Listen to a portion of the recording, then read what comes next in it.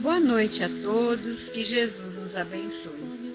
A palestra da noite de hoje vai ser ministrada pela nossa amiga e irmã em Cristo, Ana Teresa Camasmir.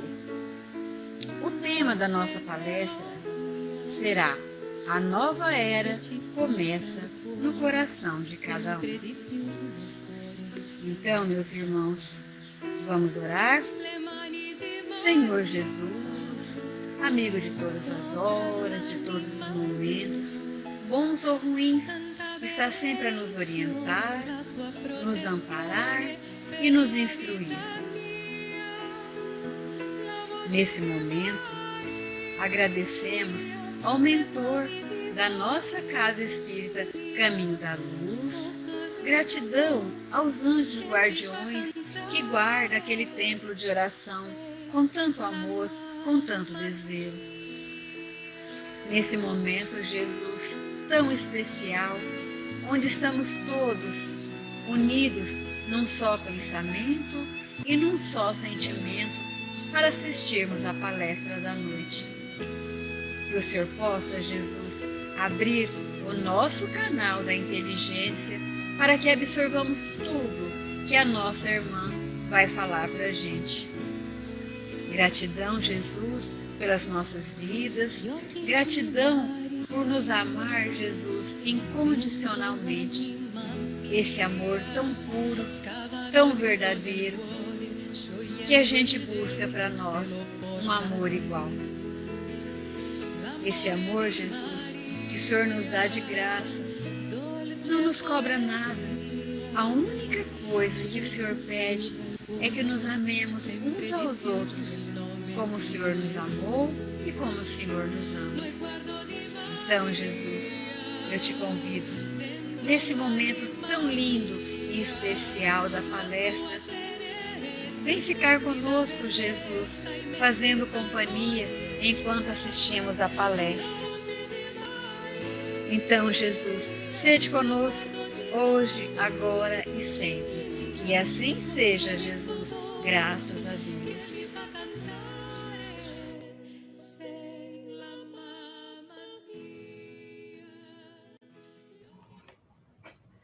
Olá, amigos, boa noite. É com muita alegria que estamos juntos para um estudo sobre a nova era.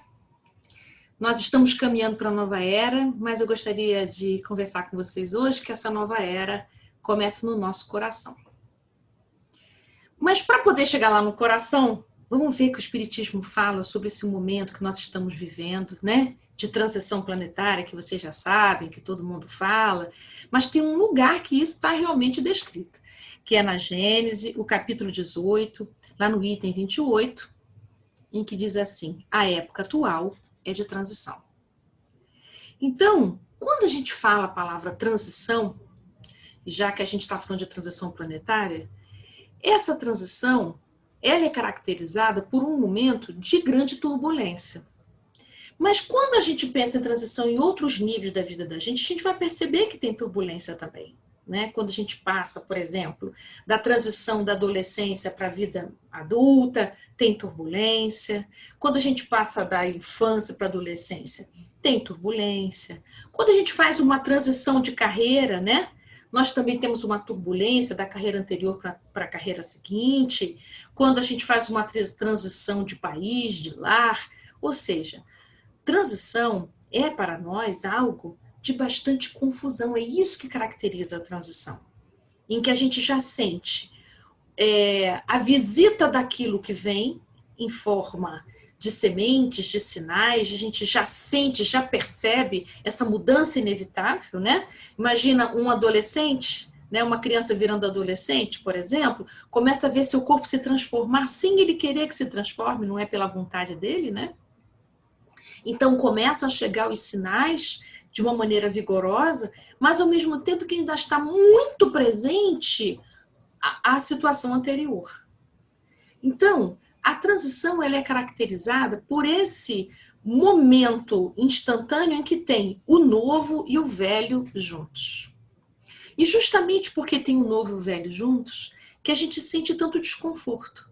Porque ao mesmo tempo que a gente quer que o novo venha, trazendo as transformações boas, trazendo bem-estar para a gente, ou qualquer tipo de melhoria, ao mesmo tempo a gente também tem medo ou um certo desconforto de nos soltarmos, de nos desprendermos do que a gente está vivendo, do que já é familiar, do que já é conhecido para cada um de nós. Então, para a gente poder compreender esse processo de transição sem que a gente desqualifique, porque às vezes a gente fica com tanto medo dessas mudanças que a gente começa a desqualificar, a duvidar da mudança. Ah, será mesmo que isso é uma transição, né? Já está há tanto tempo assim e tal. Então, para a gente não entrar nesse lugar da dúvida, o que é importante para a gente é a gente poder olhar para esse momento da transição com olhos de ver. Então, a pandemia que nos atravessa tem mostrado para a gente essa transição de uma maneira muito forte, de uma maneira tão concreta, tão visível, que só não acredita quem não quiser.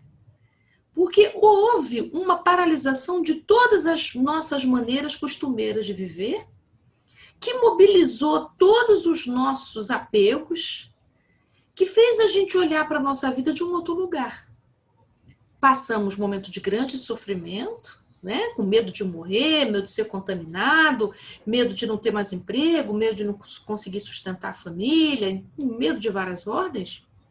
Mas junto desse medo também, a gente descobriu muitas maneiras criativas de estarmos juntos, muitas maneiras criativas de trabalhar, outras maneiras criativas de estudar, enfim. Então, é misturado, né? Esse momento que a gente está vivendo é de muita mistura e de muita confusão. Então, vai exigir da gente um estado de atenção importante para a gente não ficar mergulhado na confusão achando que não tem jeito. Só que não. Essa confusão é própria daquilo que está em mudança. Porque nada na natureza muda com saltos. São processos de transformação. Então, para que o novo venha e possa ocupar todos os espaços, para que a gente possa chegar aos mundos ditosos, que é o mundo depois da regeneração, para a gente poder chegar lá, a gente tem que passar por um mundo de transição, que é o mundo de regeneração. Então, já vou chegar lá nessa descrição de Kardec, mas é importante a gente perceber que qualquer tipo de transformação, mesmo que aconteça após um trauma, algo muito rápido que aconteça na vida da gente, nenhuma transição é do dia para a noite rapidamente, né? Entre o dia e a noite tem o entardecer, entre a noite e o dia tem o amanhecer. Então, nada na natureza é assim, né? Instantâneo. Tudo passa por um processo de transformação. Então, nós estamos num grande processo de transformação, que parece uma confusão se a gente tirar uma foto do instante. Mas se a gente olhar a evolução da humanidade, se a gente puder ter olhos de ver para as transformações inúmeras, que de tempos em tempos a gente recebe um empurrão para ela poder acelerar um pouco, a gente vai perceber que isso é um grande processo de crescimento.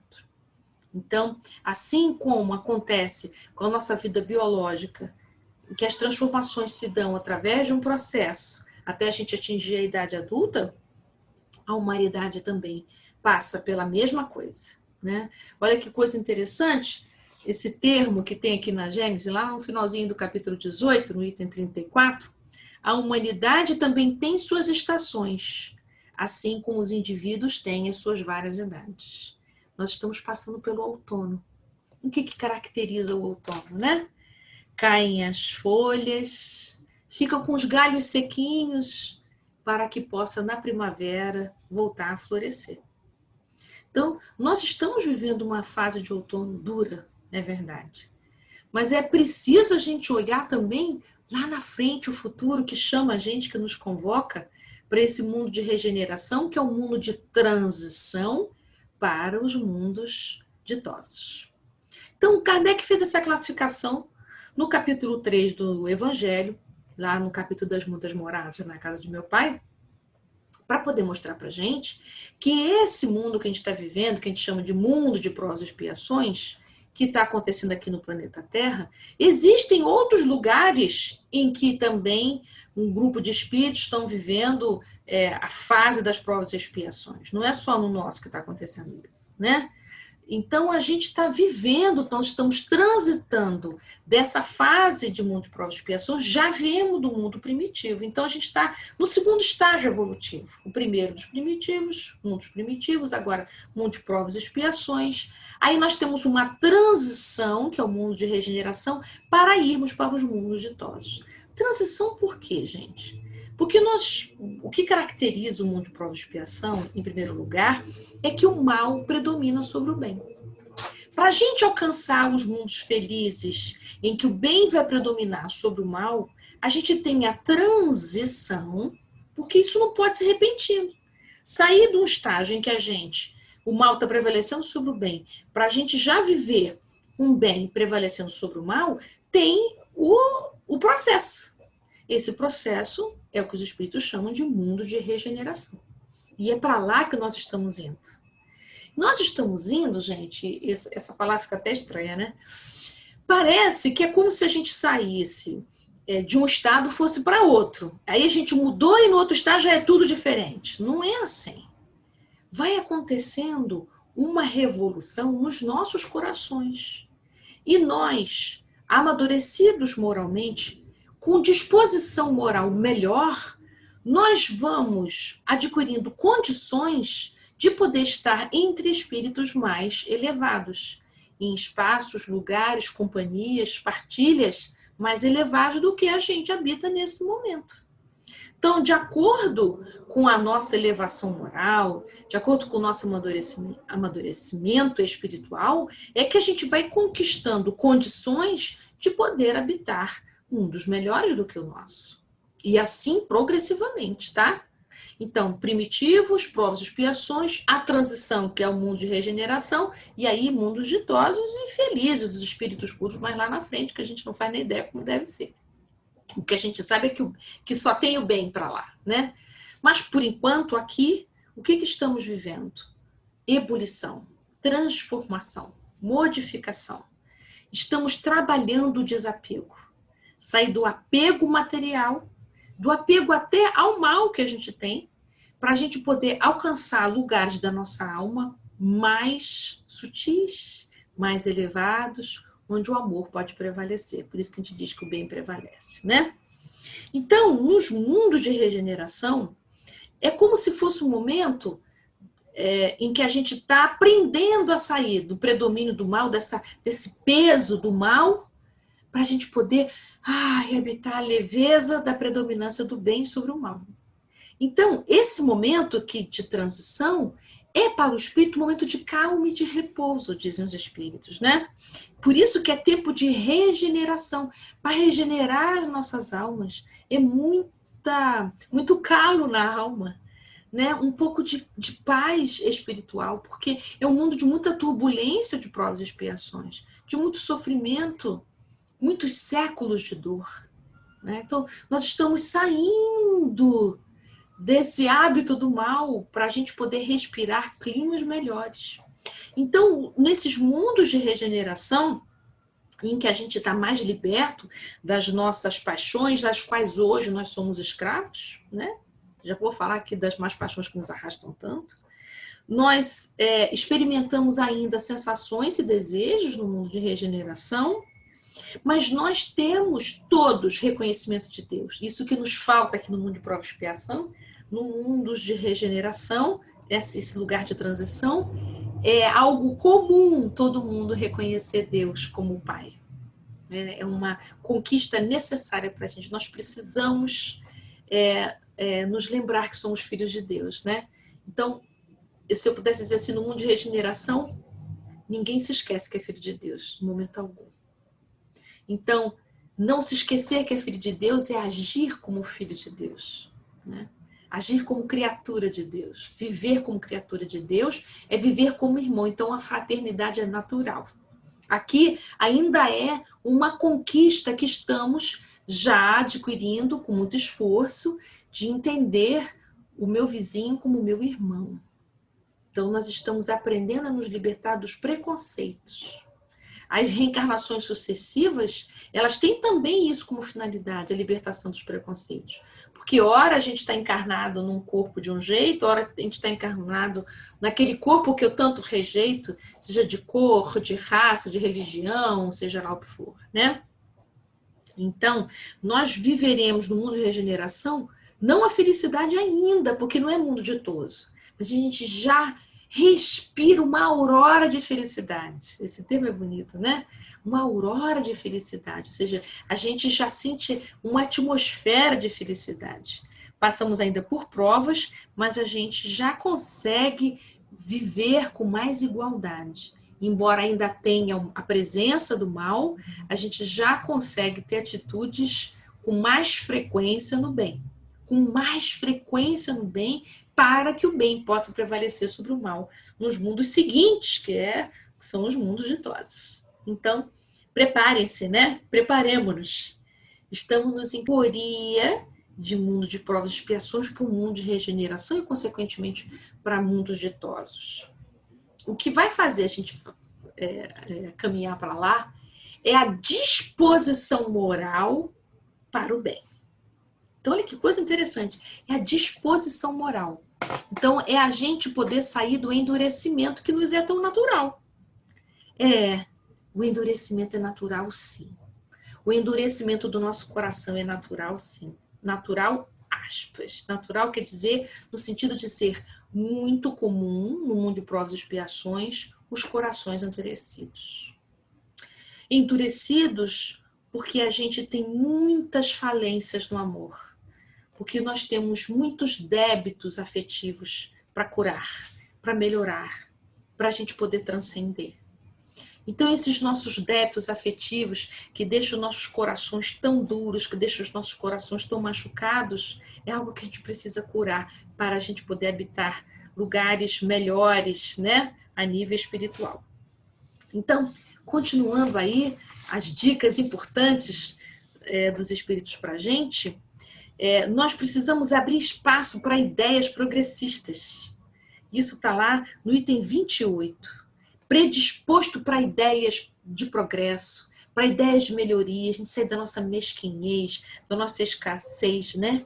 Porque o que nos prende aqui no mundo de prova e expiação? Em primeiro lugar, apego a tudo que é a ordem de apego.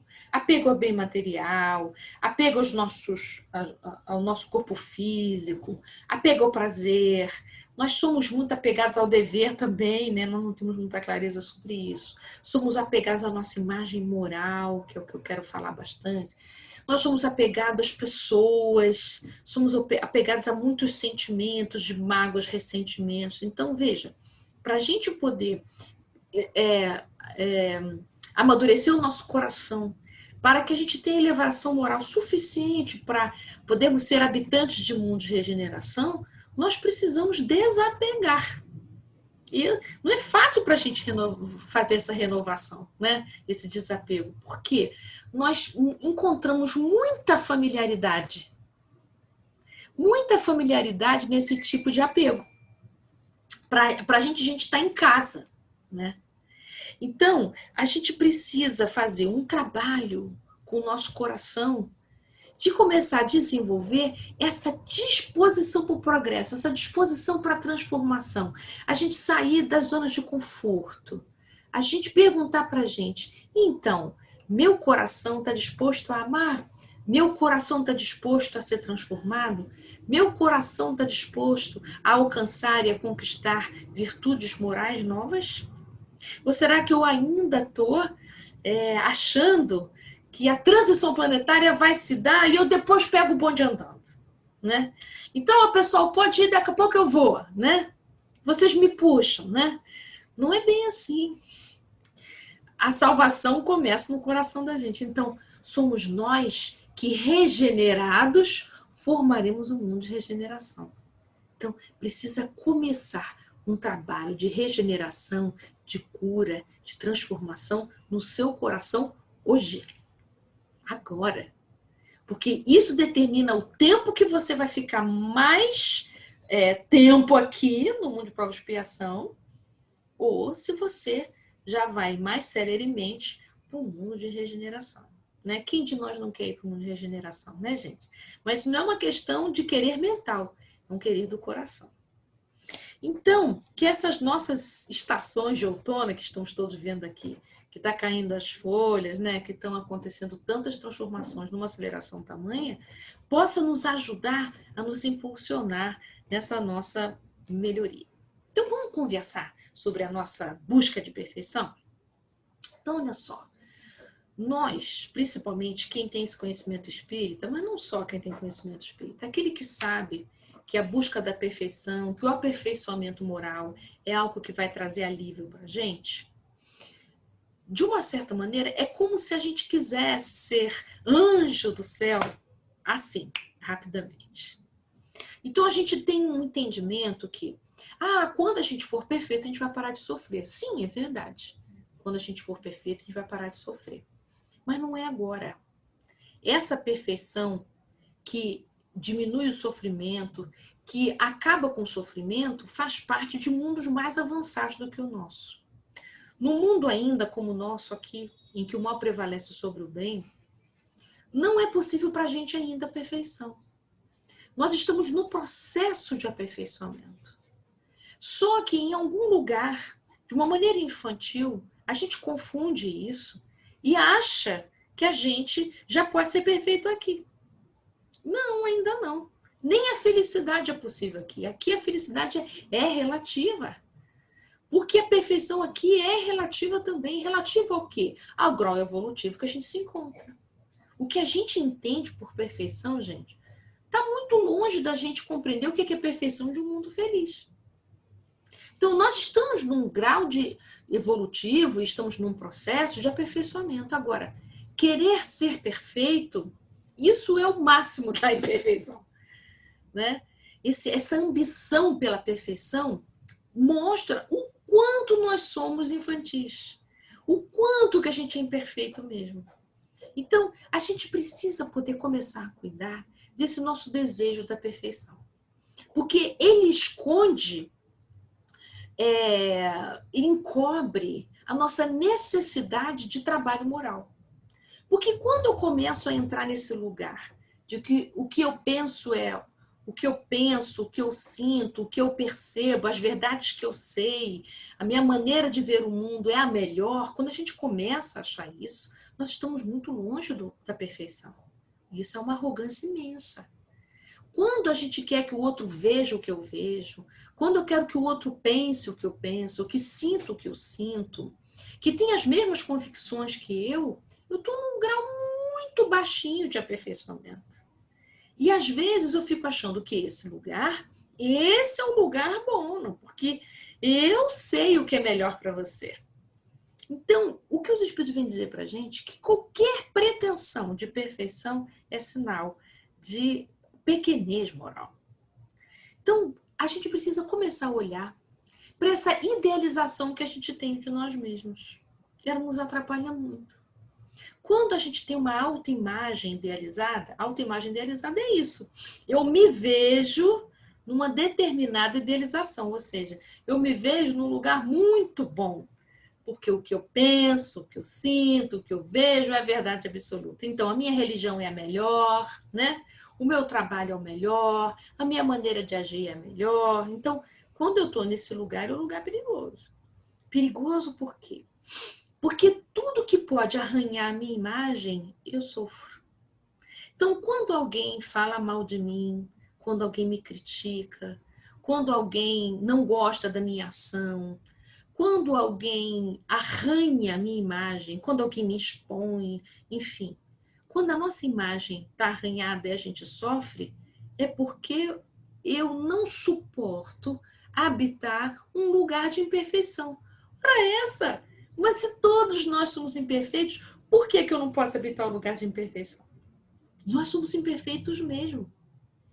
Nós somos, às vezes, avarento, às vezes nós somos egoístas, às vezes nós somos invejosos, às vezes nós somos desatentos, às vezes nós somos mesquinhos, às vezes nós somos desleais, somos desonestos, nós somos tudo isso mesmo. Isso faz parte do nível evolutivo em que a gente se encontra. Então, a gente precisa olhar para as nossas imperfeições não para aplaudi-las. Mas não há possibilidade de transformação de uma imperfeição se eu não reconheço a presença delas.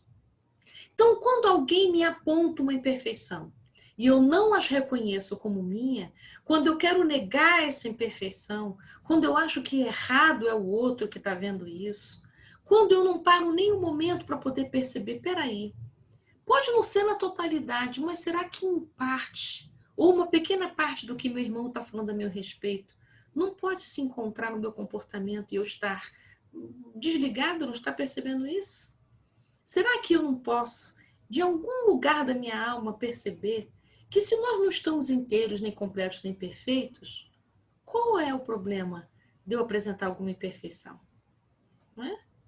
Então, a gente começar a olhar nossas imperfeições deste lugar de compreensão é o convite que eu gostaria de fazer para você. Porque para a gente poder sair de um mundo de provas e expiações para um mundo de regeneração, essa regeneração precisa começar no seu coração. O que os espíritos dizem? Caracteriza um mundo de regeneração espíritos que têm a disposição moral para as mudanças, para o melhor, para o bem. Então, a gente precisa começar a olhar, opa, eu estou olhando para uma imperfeição minha. Então, em vez de eu brigar com uma imperfeição, porque olha que coisa interessante, existe um filósofo dinamarquês chamado Søren Kierkegaard, que ele diz o seguinte, se a gente quiser atacar de frente uma ilusão, mais ela se fortalece. Então, se eu quiser atacar de frente uma imperfeição minha, querendo arrancar essa imperfeição, brigar com a minha imperfeição, mais ela vai se levantar. E mais vai ficar oculta para mim, porque eu estou brigando, estou querendo que ela desapareça, né? Então, ele diz que se eu quero trabalhar uma ilusão, se eu quero trabalhar uma imperfeição, se eu quero desfazer uma ilusão ao meu respeito, de frente não. Eu preciso ir comendo pelas beiradas, vamos dizer assim. Ele usa essas palavras, mas é mais ou menos isso. Ele está falando isso no livro Meu Ponto de Vista. É o meu ponto de vista sobre a ilusão, né, que ele está fazendo. Então, esse conceito do Kierkegaard é muito importante. Se você descobriu uma imperfeição sua, se você percebeu, nossa, como às vezes eu sou tão avarento, tão mesquinho. Então, a partir de agora eu não vou ser mais, eu vou brigar comigo, eu vou ser vigilante comigo, eu vou isso, eu vou isso. Se você entra nesse lugar de luta, de raiva, se você entra nesse lugar de desaprovação a seu respeito, ao invés de você conquistar, ao invés de você conseguir um lugar melhor em relação a essa imperfeição, ao invés de você conseguir sair da avareza, pelo contrário, essa avareza vai ficar mais forte ainda, a ponto de você não enxergá-la. Porque ela estava ali, né, soltinha no seu campo. Quando a avareza percebeu que você está olhando para ela, aí que ela vai começar a se mostrar de um outro jeito que você não vai mais conseguir pegá-la. Então, vamos seguir o conselho de Kierkegaard. Além do Kierkegaard, tem também uma frase muito interessante que é atribuída a Clarice Lispector, não sei se é mesmo dela, mas ela diz assim: até cortar os próprios defeitos pode ser perigoso. Nunca se sabe qual é o defeito que sustenta nosso edifício inteiro. Olha que coisa interessante que a Clarice está falando para a gente. Ela está dizendo que não é cortando um defeito, não é brigando com um defeito seu que você vai se libertar. Porque às vezes, gente, um defeito, né, vamos dizer, a avareza, ou o egoísmo, ou a sua agressividade, ou a sua vitimação, seja lá qual for a imperfeição que você não está gostando de perceber em você mesmo, não é querendo cortar, não é querendo se livrar que isso vai ser transformado. A educação dos nossos sentimentos, a educação das nossas paixões não se dão, não acontece com um machado, não acontece com um facão. A educação é um processo, é uma transformação. Assim como a gente transita de mundos, a gente também faz transições de mundos internos. Então, a gente precisa começar a olhar para as nossas imperfeições com um olhar da compaixão. O que é compaixão? Compaixão não é condescendência. Compaixão não é eu passar a mão na cabeça. Não é eu aplaudir, que beleza, tem essa imperfeição. A compaixão é um olhar real. Então a gente sai da autoimagem ideal de quem eu penso que eu sou e eu começo a olhar para quem eu sou mesmo, entendendo que eu não sou somente isto.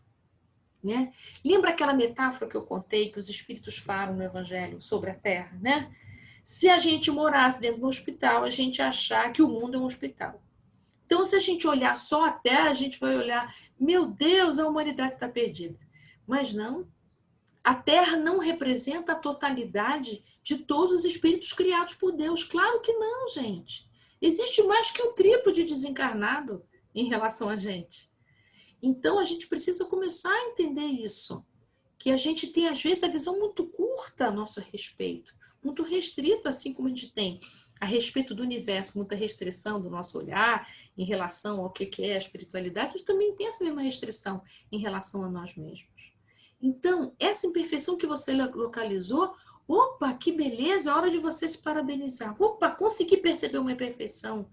Agora eu vou observar, não é julgar, não é querer cortar, não é querer me livrar. Eu vou observar essa imperfeição. Então, agora que tenhamos bons olhos para olhar para ela. Então, eu percebi o quanto eu sou mesquinho. Então, agora eu vou começar a observar todo dia. Não para me perseguir, mas para prestar atenção em que momentos a minha mesquinhez se manifesta. Porque a gente não é mesquinho 24 horas. E nem com todo mundo. Porque as nossas relações, elas são relações de convocação. A gente convoca partes do outro. Às vezes a gente convoca o pior do outro. Às vezes a gente convoca o melhor do outro e vice-versa. Às vezes os outros convocam o pior da gente. Às vezes eles convocam o nosso melhor. Um dia, lá no mundo de regeneração, e talvez, certamente, nos mundos ditosos, nós vamos conseguir convocar entre nós só o bem. Por quê? Num mundo em que o bem predomina sobre o mal, nós olharemos para aquilo que é o mal com clareza do que é o mal, sem confundir.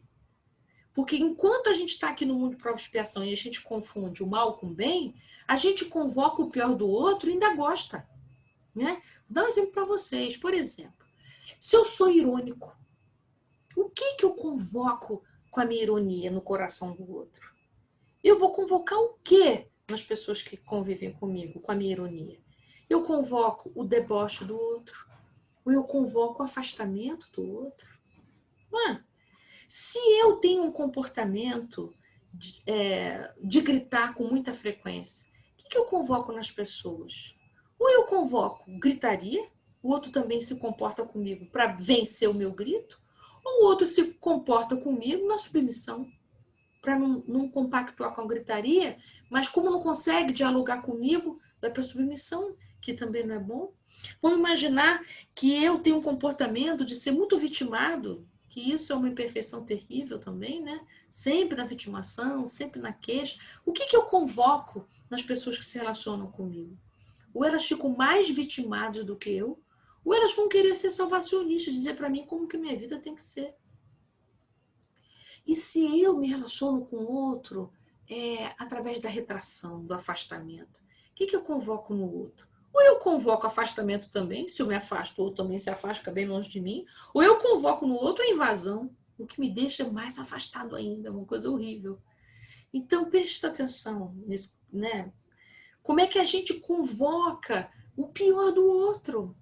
E não era isso que a gente queria. Por que a gente faz essa mensagem dupla? Eu quero tanto a tua companhia, mas eu tenho um comportamento que, ao invés de ter você pertinho de mim, eu empurro você para longe de mim, né? Eu quero tanto você, mas eu morro de ciúme. É aí mesmo que você vai embora da minha vida. Porque eu falo tanto de um terceiro que não existe, que não está presente aqui, falo mais desse terceiro que eu morro de ciúme, do que eu olho para você. Então, as nossas convocações afetivas, que é oriundo das más paixões, e aí lá na questão 908, que coisa bonita que Kardec desenvolve aqui na 908, Kardec pergunta para os espíritos se tem como a gente definir o limite entre as más paixões e as boas paixões, vamos dizer assim. Porque uma paixão em si mesma, gente, ela não é boa nem mal. Ela só se torna uma paixão quando? Pergunta inteligente de Kardec. Quando é que se torna uma paixão? Aí os espíritos respondem a Kardec. Se torna uma má paixão quando, ao invés de você governar a avareza, ao invés de você governar a sua retração, ao invés de você governar os teus sentimentos, são eles que governam você. Então, aparece na minha relação sem eu comandar. Quando eu vi, nossa, já estou lá eu gritando com o outro. Quando eu vi, nossa, já estou eu lá super mesquinho. Quando eu vi, já estou lá eu sendo irônico, debochado com você. Quando eu vejo, eu já sou invasivo com você e te atropelo, não te deixo falar, né? Não te deixo expressar. Quando eu vi, já sou tirânico com você. Quando eu vejo, já estou sendo mentiroso com você. Eu não gosto de ser esse, mas eu não estou conseguindo controlar. Então, o que está acontecendo aí? Arrastamento das más paixões. E essas más paixões, gente, não começou nessa encarnação, não. Essas más paixões nos atravessam, nossa, muitas outras encarnações. Está aqui agora nas suas mãos para você poder fazer uma transmutação, uma transformação dessa paixão que se encontra num lugar muito desarmônico na sua alma. Então, ainda não dá da gente aqui no mundo de prova e expiação, em que o mal está predominando ainda sobre o bem, eu consegui resolver todas as minhas paixões. Aí a gente já daria um salto para os mundos felizes. Mas isso não é o que nos acontece aqui na maioria de nós. Na maioria de nós pode ter exceções, viu? Mas na maioria de nós estamos num grande processo de transformação moral. Então, calma aí. Se você percebeu que você é debochado, que você é irônico, que você é agressivo, que você é muito vitimado, que você é muito retraído, que você é muito, vamos dizer assim, muito ansioso, muito aflito, muito nervoso, se você está percebendo esse teu comportamento e você quer melhorar, não é brigando com ele que você vai melhorar. Também não é passando a mão na cabeça. Então, vamos lá. É começando a amar a sua perfeição. Amar a nossa imperfeição quer dizer, eu olho para ela como se eu olhasse para uma criança que está fazendo um monte de bobagem na sala. Então, eu observo. Estou percebendo que aquele comportamento, que aquele tipo de sentimento, né? Que aquele tipo de qualidade relacional não está boa para mim. Está me fazendo mais mal do que bem. Olha que beleza. Então, bem-aventurados os aflitos. Se você já está sentindo aflição, uma beleza, porque já houve momentos em que você foi assim e você achava que tinha que ser assim mesmo. Se eu não fosse agressivo, a minha família pisava em mim.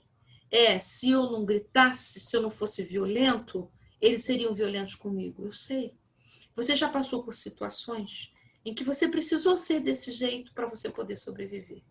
Mas agora, com o conhecimento espírita que você tem, com o entendimento que nós estamos num grande processo de transição, já está na hora de você começar a desapegar desses modos antigos de viver. E aí vai acontecer aquela ambiguidade que eu falei dos mundos. Sabe aquela ambiguidade que eu disse? Ao mesmo tempo que a gente quer passar para o mundo de regeneração, que é uma transição para os mundos felizes. Queremos sim, Mas tem algo na gente que resiste a essa mudança. Tem algo na gente que teme essa mudança, que ainda diz não para essa mudança. Assim como quando a gente está atravessando da infância para a adolescência, da adolescência para a vida adulta, que a gente diz não para o amadurecimento, né? Então, a gente vai dizer não para esse desejo de mudança. Ao mesmo tempo que eu quero parar de fumar, eu não quero parar de fumar. Porque eu ainda não quero pagar o preço da falta desse prazer. Então, eu ainda estou aprisionado em experiências afetivas que o cigarro me dá. Então, não adianta eu desaparecer com o cigarro da frente sem eu me trabalhar por dentro, porque eu vou colocar outra coisa no lugar. Então, eu preciso começar a perguntar para mim. Essa imperfeição, esse defeito que eu estou doido para cortar, essa imperfeição, qual é o sentido dela na minha vida? Que tipo de equilíbrio essa imperfeição me dá? Então, vamos imaginar. Se eu sou aquele que grita, qual é o tipo de vantagem que gritar me dá? Eu tenho que ter coragem para olhar para isso. O que eu ganho quando eu grito? Então, quando eu começo a perceber como eu gosto de gritar, no fundo eu gosto, eu ainda tenho um gosto por isso, porque isso ainda me traz ganhos, ainda me traz algum tipo de bem-estar. Enquanto eu não admito que eu ainda tenho ganhos, eu não vou conseguir essa transformação. Então, eu preciso começar a olhar para esses ganhos. Olhar para esses ganhos com muita coragem. E, em vez de brigar comigo, é poder dizer para mim, com olhos de realidade, sair da idealização de quem eu quero ser, do quem eu adoraria ser, mas eu olhar para verdadeiramente quem eu sou. Porque a gente ainda tem confusão sobre quem de verdade eu sou e quem eu acho que eu sou. Às vezes a gente gruda um no outro e acha que uma coisa é a outra. E não é bem assim, né, gente? A gente é quem a gente, na realidade, convive com os outros. E são, pasmem vocês, os nossos inimigos que melhor nos veem, no sentido de que, como eles não têm o interesse de nos bajular, os nossos inimigos veem facilmente as nossas imperfeições. Então, é para a gente buscar o aperfeiçoamento, não para a gente ser perfeito agora, porque isso seria uma idealização, não nos ajuda. Mas da gente começar a perceber que eu posso governar as minhas más paixões, sim.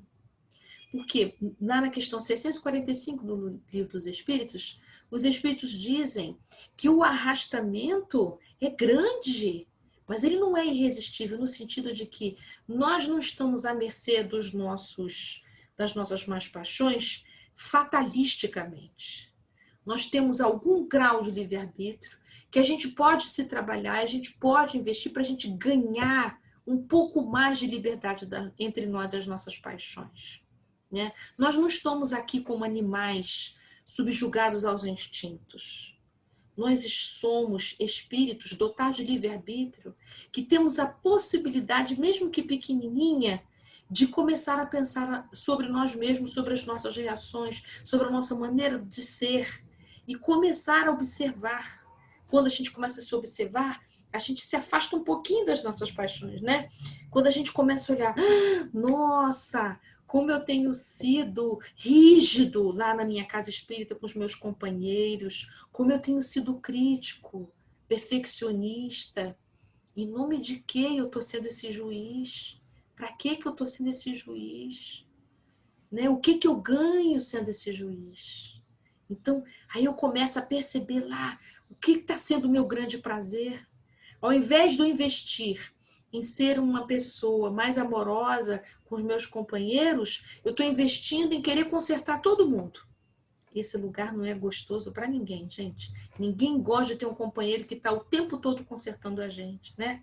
Então, é preciso a gente ter compaixão. Lá na questão 886, os espíritos nos aconselham a indulgência, né? Que é um outro nome da compaixão. Ter compaixão é a gente perceber assim, olha, nesse nível que a gente se encontra, faz parte a imperfeição.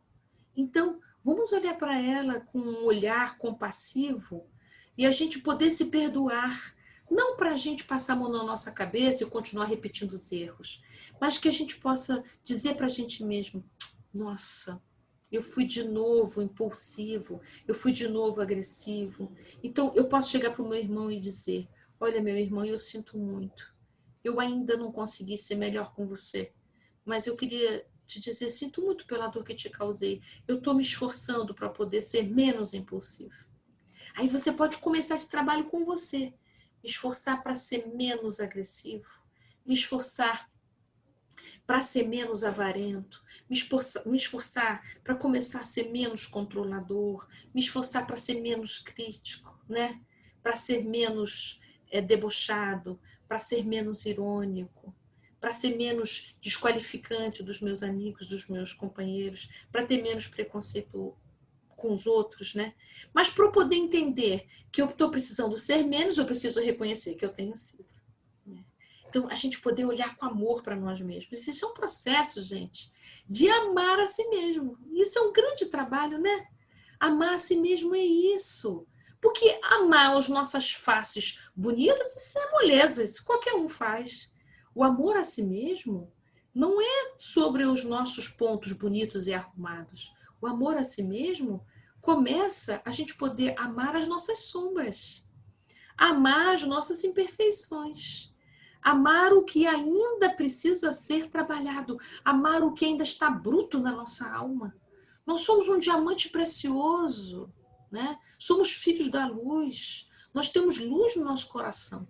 Nós temos uma parte no nosso coração que é uma parte sábia, sim, mas ele ainda não é a nossa totalidade. Então, nós precisamos lançar mão dessa nossa parte mais sábia para iluminar a escuridão do nosso coração. Porque se a gente quiser cortar a escuridão do nosso coração, se a gente quiser negar a escuridão do nosso coração, aí é que a gente fica à mercê dessas paixões. É esse o parâmetro que os espíritos deram aqui na questão 908. Se a gente se deixa governar pelas nossas paixões, elas se tornam mais paixões por isso. Porque aí não tem mais fronteira, vai para o excesso. Aí chega naquele lugar que a gente diz, eu não controlo mais, quando eu vi, já fiz, eu fico cega de ódio, eu fico cego de raiva. Então, se você fica cego disso, ou seja, você se deixa dominar por essas emoções, você já perdeu a liberdade sobre si. Então, você precisa começar a recobrar isso. Isso é seu. Isso é o nosso patrimônio. Somos dotados de livre-arbítrio. Nós não temos liberdade plena, né? Leon Denis, lá no livro O Problema do Ser, do Destino e da Dor, no capítulo sobre o livre-arbítrio, ele vai explicar que somos obreiros da liberdade. O obreiro da liberdade está dizendo, ó, que a gente está construindo a liberdade, que a gente ainda não tem ela 100%, que cada dia mais um pouquinho. Então, quanto mais a gente vai ganhando um espaço entre eu e meu comportamento, eu não sou reativo, ou seja, bateu, levou, bateu, eu posso parar e pensar qual é a melhor ação nesse momento, né? Qual é a melhor ação? Eu tenho o poder de escolher qual é a batalha que eu vou gastar minha energia. Então, quando eu posso fazer isso, eu já estou no meu uso do livre-arbítrio. Então, ser dotado de livre-arbítrio significa existe a possibilidade de você conquistar a sua liberdade. Ela não vem por inteiro para você. Assim como a gente está conquistando a perfeição. Então, aqui na Terra não tem ninguém perfeito. Aqui não temos anjos. Aqui nós estamos na escola. Como dizem os espíritos, nós estamos no hospital. Estamos na penitenciária. Que quando a gente se curar, quando a gente acabar de cumprir as nossas penas, nós teremos direito a sair desse mundo de prova e expiação. Mas nós não estamos aqui condenados. Pelo contrário, gente, é uma bênção a gente estar no mundo de prova e expiação. Né? Nós estamos nos dirigindo para os mundos ditosos através do mundo de regeneração, mas nós só poderemos habitar esse lugar por obra nossa. Então, não tem ninguém obrigando a gente a ficar aqui. A gente que ainda não consegue estar num lugar melhor. Né? Nós não temos elevação moral, não temos vibratoriamente condições energéticas, não temos luminosidade suficiente de estarmos num lugar mais elevado. Assim como espíritos que habitam mundos primitivos não têm condições morais, energéticas, de vibração, de habitar um mundo de prova e expiação. É isso. É uma questão de conquista. E aí, você está querendo conquistar um lugar melhor?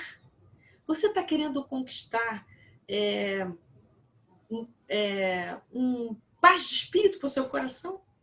Para que a gente possa conquistar esse repouso para as nossas almas, a gente precisa trabalhar o nosso coração. E trabalhar o nosso coração, melhorar o nosso coração, como dizem os espíritos aqui, alcançar a disposição moral para que a gente possa ser qualificado como candidatos ao mundo de regeneração, significa que a gente deseja sinceramente, né, com boa vontade, não por pressão, não porque dizem que a gente precisa, mas porque a gente verdadeiramente quer a transformação moral no nosso coração. Então, eu queria dar as boas-vindas para você que já sente vontade de ser melhor. Queria dar as boas-vindas para você que já se incomoda com alguns comportamentos seus que no passado você achava tão bonito, tão legal. Eu quero dar as boas-vindas para você, te ajudar a entrar nesse trem, para você que já se sente com o coração em débito, não em relação aos outros, mas em relação a si mesmo, porque você se deve ser uma pessoa melhor do que você já foi. Então, eu quero mais o passaporte para essa grande viagem que a gente está fazendo, seja de transição planetária, no sentido dos grupos aos quais a gente pertence e que a gente quer permanecer nesses grupos de crescimento, mas para essa grande transição que já está acontecendo no seu coração, eu quero dizer para você que o passaporte é a compaixão, o passaporte é o amor. É isso, meus amigos. Espero que tenha sido útil para vocês, que a gente possa se encontrar em breve, que a gente possa se encontrar ao vivo, né? Presencialmente, quem sabe. Muito obrigada.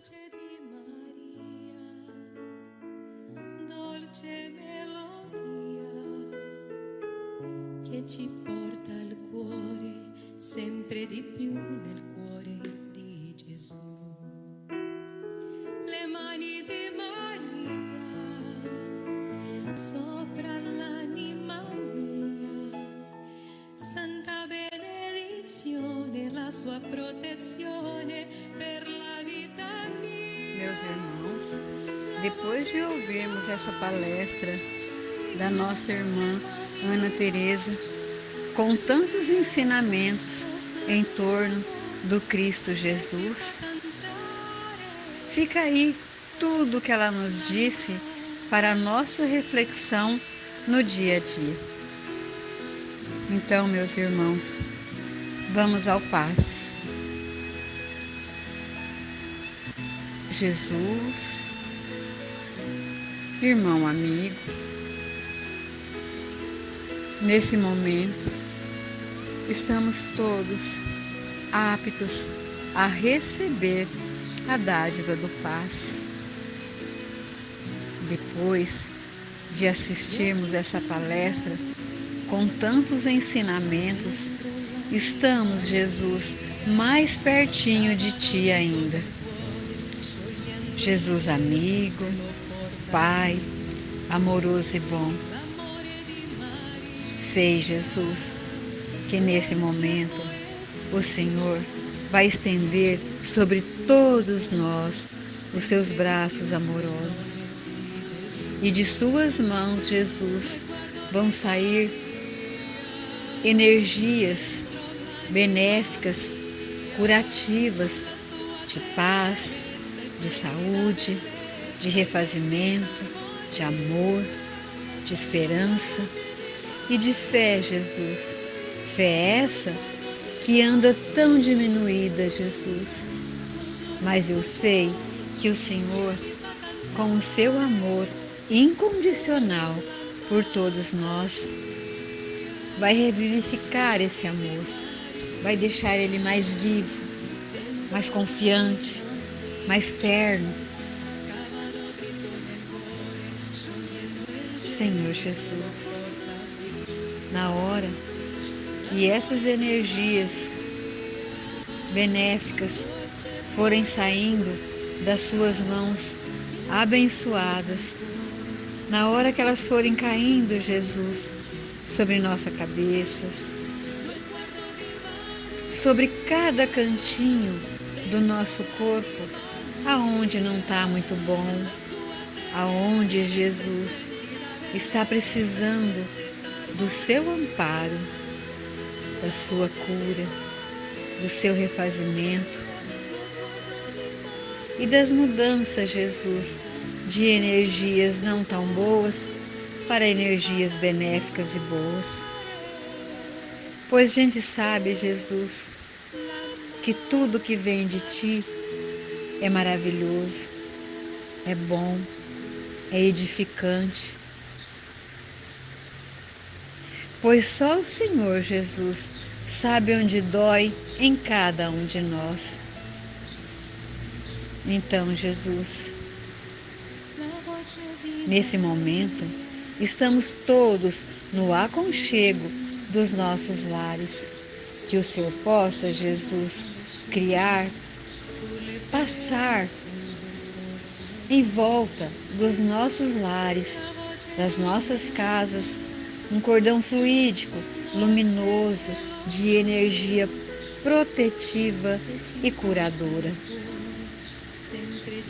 Que nesse momento, Jesus, aonde esse cordão fluídico, luminoso, for envolvendo os nossos lares, que ele possa ir soltando energias de conforto, de paz e de confiança. Eu ainda pego, Jesus, todos esses meus irmãos e coloco nos seus braços amorosos, pois eu sei que o Senhor só vai deixar que eles saiam do seu colo, do seu abraço, depois de refeitos, depois de curados e fortalecidos para continuar a vida no dia a dia. As nossas águas, Jesus, também estão expostas sobre a mesa, que o Senhor possa colocar nelas o remedinho necessário para que continuemos o nosso tratamento. Jesus querido, Jesus irmão e amigo, nós te convidamos, Jesus, continue conosco, hoje, agora e sempre. Que assim seja, Jesus, graças a Deus.